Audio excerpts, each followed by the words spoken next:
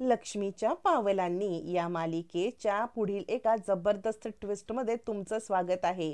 लक्ष्मीच्या पावलांनी ही सिरियल खूप मोठ्या गुंतागुंतीची आणि गूढ कथांची आहे. कारण चांदेकर परिवार आणि कलाचा परिवार यांचा भूतकाळातला खूप मोठा संबंध आहे.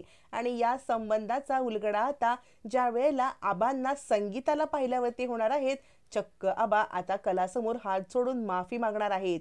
भूतकाळात चांदेकरांच्या हातून घडलेला भयंकर गुन्हा, त्याचमुळे कला आणि तिच्या घरच्यांची इतकी अवस्था बिकट झालेली असते. आणि त्यामागे चांदेकरांची एक व्यक्ती या सगळ्याला कारणीभूत असते.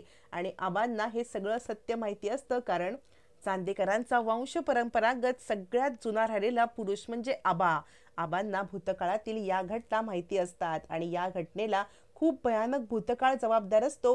या अचानक घडलेल्या घटनेमुळे, पण चांदोळकरांच्या चुकीमुळे कलाच्या पूर्वजांचं किंवा कलाच्या वडिलांच्या वडिलांचं आजोबांपासूनचं सगळं आयुष्य पार बदलून गेलेलं असतं आणि त्यांना मूर्तिकार म्हणून आपलं पोट भरावं लागलेलं असतं.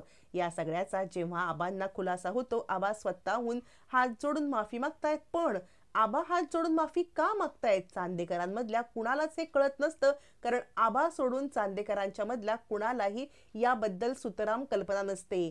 कलाचे वडील आणि आबा या दोघांच्या मध्येच असलेलं हे गुपित आता सगळ्यांच्या समोर येणार असतं.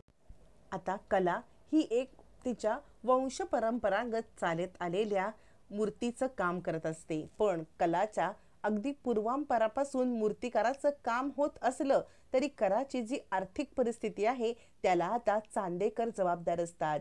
चांदेकरांच्या हातून घडलेल्या एक कृत्यामुळे आता कलाचं सगळं सगळं खानदान बर्बाद झालेलं असतं. पण याबद्दल कलाला काहीच माहीत नसते. कलाने पहिल्याच भागात आपण पाहिलेलं आहे की तिच्या दुकानाचा शेवटचा हप्ता भरून आपलं दुकान सोडवून घेतलेलं आहे. आता मात्र चांदेकरांच्या पूजेसाठी कला जायला निघत असते. त्याच वेळेला संगीता सुद्धा आपल्या 2 मुलींना घेऊन चांदेकरांच्या घरात निघालेली असते. इकडे कलाचे बाबा सांगतात, कला आज न आपल्याला लागलेला शाप तू कायमचा मिटवून टाकलास. कारण आत्तापर्यंत ज्या दुकानामध्ये आपण दुसऱ्यांचं म्हणून काम करत होतो, आजपासून ते दुकान आपलं झालंय. कला म्हणते, बाबा तुम्ही काळजी करू नका, आपलं गेलेलं सगळं वैभव मी परत मिळवणार आहे. हे एक दुकान आहे, पण ज्या वेळेला आजोबांचं आपल्या कोल्हापुरामध्ये खूप मोठं मूर्तीचं साम्राज्य होतं, ते साम्राज्य मी परत मिळवणार. पण कलाच्या बाबांना माहिती असतं की हे साम्राज्य जाण्यासाठी चांदेकरांचा एक माणूस जबाबदार आहे. पण अजूनही चांदेकरांचा तो माणूस कोण आहे हे कलाच्या बाबांना सुद्धा माहिती नसतं. कारण कलाच्या बाबांच्या बाबांना म्हणजे कलाच्या आजोबांपासून ही चालत आलेला भूतकाळ फक्त माहीत असतो, नाव माहीत नसतं. आता कला ज्या वेळेला चांदेकरांच्या पूजेला जाते त्याच वेळेला इकडे आता कलाने बनवलेली मूर्ती एकदम छान झालेली असते आणि त्याला देवी आईचे पारंपरिक हार घालण्यात येतात. पारंपरिक हार घालताना अद्वैत सांगत असतो, प्रत्येक हारामध्ये हिरा हा अचूकच असला पाहिजे. आता पूर्वंपार चांदेकर हे सोने चांदी या पेढीचे व्यापारी, त्यांच्या अनेक पेढ्या आणि कलाची पारंपरिक व्यवसाय म्हणजे मूर्ती बनवणं. पण त्या मूर्ती साध्या सुध्या नसून त्या मूर्ती अगदी सोन्या चांदीने मढवलेल्या, हिऱ्याने मढवलेल्या, इथपर्यंत तिच्या आजोबांनी बनवलेल्या. हे कनेक्शन फार पूर्वीपासून चालत आलेलं असतं. इकडे त्याच वेळेला आता आबा सगळं व्यवस्था बघतात आणि आता पूजा सुरू होते. पूजेमध्ये आबांना कला हवी असते. कलाला ते पूजेचा मान देणार असतात, म्हणून त्या दिवशी त्यांनी कलाला बोलवलेलं असतं आणि ते आतुरतेने कलाची वाट पाहत असतात. पहिल्या दिवसापासून कलाला पाहिल्यापासून आता मात्र आबांना तिच्याबद्दल एक अनामिक ओढ लागलेली असते. आणि ही लक्ष्मीच्या पावलांनी आपल्या घरात आलेली मुलगी आहे तरी कोण, हिच्याबद्दल अधिक माहिती जाणून घेण्यासाठी आबा खूप उत्सुक असतात. कलाला अधिक माहिती जाणून घेण्यासाठी कला नक्की कोण आहे, कोल्हापूरमध्ये कुठे राहणारी आहे, यासाठी आबा आता कलाला बोलवल्यावरती तिचं सगळी चौकशी करून मग पुढचा निर्णय घेणार असतात. कारण आबांना कलामध्ये आता खूप एक अशी गोष्ट दिसलेली असते किंवा कलामध्ये अशी चुणूक दिसलेली असते जी आबांची म्हणजे बायको हिच्यामध्ये असणारे सगळे गुण कलाच्या अंगात असतात. आता तो पण एक वेगळा भूतकाळ असतो. आबांची बायको आणि कला यांचं पण भूतकाळातील एक नातं असतं. हळूहळू जशी मालिका उलगडणार तसे तसे एक एक गुण मालिकेतले आपल्याला उलगडत जाणार आहेत. आता इकडे पूजेची जय्यत तयारी होते. 10चा मुहूर्त असतो. पूजा आता संपन्न होणार असते. सगळेजण नटून थटून पूजेसाठी चांदोरकरांच्या जमतात. तोपर्यंत चांदेकरांचे सगळेच मंडळी तयार असतात. आबा सांगतात, आता कोणतीही घाई नाही, पत्रकारांना म्हणा आपल्या देवीचे हवेत तेवढे फोटो घ्या. तोपर्यंत कला सुद्धा तयार होऊन येत असते. आबा सांगतात, हे बघ अद्वैत, तुझ्यावरती मी टाकलेला विश्वास तू 100% पूर्ण केलास बाळा.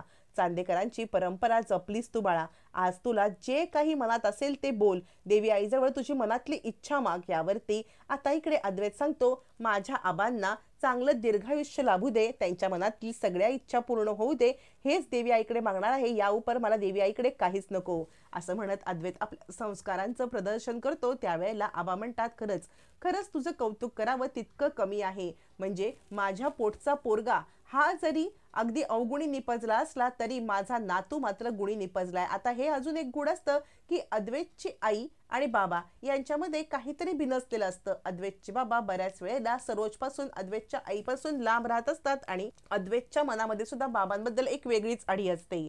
आणि तोपर्यंत आता संगीता तिकडे पोहोचते. संगीता या चांदेकरांच्या पूजेला पोहोचते आणि आता कला, संगीता, तिच्या 2 मुली हे सगळेजण पोहोचणं अपेक्षित असतं, पण कलाला यायला थोडा उशीर होत असतो. तोपर्यंत आता मात्र आबा ज्या वेळेला संगीताला पाहतात, आबांच्या डोळ्यासमोर काजवेत चमकतात. कारण संगीता ही आबांना माहिती असते, कोल्हापुरामधली संगीता आणि तिचे मिस्टर यांच्या भूतकाळामध्ये घडलेल्या काही घटना चांदेकरांच्या हातून घडलेल्या असतात, ज्याची कल्पना सरोजला पण असते आणि अद्वैतच्या काकांना सुद्धा असते. एक्झॅक्ट काय घडलेलं फक्त आबांना माहिती असतं. त्याच वेळेला अद्वैतला काहीच माहीत नसतं. आबा आता संगीताला पाहतात आणि त्यांना भयानक भूतकाळ आठवतो. आणि हा भूतकाळ असा असतो की संगीताचा म्हणजे कलाचे वडील आणि कलाच्या वडिलांचा एक भाऊ असतो. कलाच्या वडिलांचा भाऊ म्हणजे कलाचे काका.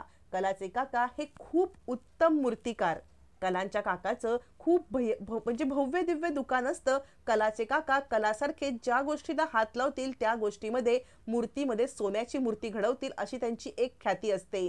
प्रचंड श्रीमंत असलेले कलाचे काका यांचा आता अपघात झालेला असतो आणि तो अपघात झालेला असतो तो म्हणजे चांदेकरांच्या एका व्यक्तीकडून. आबांना हा भयानक भूतकाळ आठवतो. संगीताला पाहिल्यावरती आता मात्र या घराण्यातला एक वंश परंपरागत अगदी खूप मोठा कलाकार आपल्या एका वंशजाच्या चुकीमुळे गेलेला आहे हे आबांना आठवतं आणि आबा गप्प होतात. आता सोहम आणि इकडे अद्वैत सगळ्यांच्या लक्षात येतं की आबांचं काहीतरी बिनसलंय. संगीता मात्र हा चकाचौंध पाहून खूप खुश झालेली असते. पण आता संगीताला हे भूतकाळ माहीत नसतो. काकांचा अपघात झाला, पण तो अपघात कुणी केला हे माहीत नसल्यामुळे संगीता या सगळ्यापासून अनभिज्ञ असते. पण आबांना हे माहिती असतं. आबांना कळतं आता हे काय घडलं. आणि त्याच वेळेला कलाची एंट्री होते. कला आता आपल्या आईला आई म्हणून हाक मारते. आता मात्र आबा गडबडतात. आबा देवी आई समोर हात जोडतात. देवी आई, काय माझ्या हातून घडलं? तुला जिने बनवलंय तिच्याच घराण्यातल्या एका माणसाला माझ्या घराण्यातल्या माणसाकडून इजा झालेली आहे. आबा देवी आई समोर हात जोडून आता माफी मागतात. अद्वैतला कळत नाही नक्की काय झालंय. सगळ्यांनाच खूप मोठा धक्का बसतो. भूतकाळात चांदेकरांच्या हातून भयंकर गुन्हा घडल्याने आबांचे हात जोडले जातात. मी तुमचा खरा अपराधी आहे, आबा मनातल्या मनात हे सगळं बोलतात. सगळ्यांच्या समोर देवी आईची आबा माफी मागतात. आता संगीता आणि कला समोर असतात. आता इकडे अद्वैतला कळत नाही आबा काय करतायत, पण आबांनी सगळ्यांच्या समोर आता हात जोडून माफी मागितलेली असते, तरी ती मनातल्या मनात असते. आता आबा या गोष्टीचा भरपाई म्हणून खूप मोठा निर्णय घेणार असतात. कारण या सगळ्या घटनेमुळे कलाच्या वंशपरंपरागत सगळ्या व्यवसायाची नासधूस होऊन ते आता रसातळाला येत त्यांचं छोटंसं दुकान पण गहाण पडलेलं असतं. आबांना हा सगळा भूतकाळ आठवतो आणि आता आबा पुढे जाऊन काय निर्णय घेणार, या सगळ्याचा कला अद्वैतच्या जीवनावरती काय परिणाम होणार आणि असेच मालिकेतले गूढ ट्विस्ट पाहण्यासाठी आजच आपल्या चॅनलला सबस्क्राईब करा आणि स्टे ट्यून.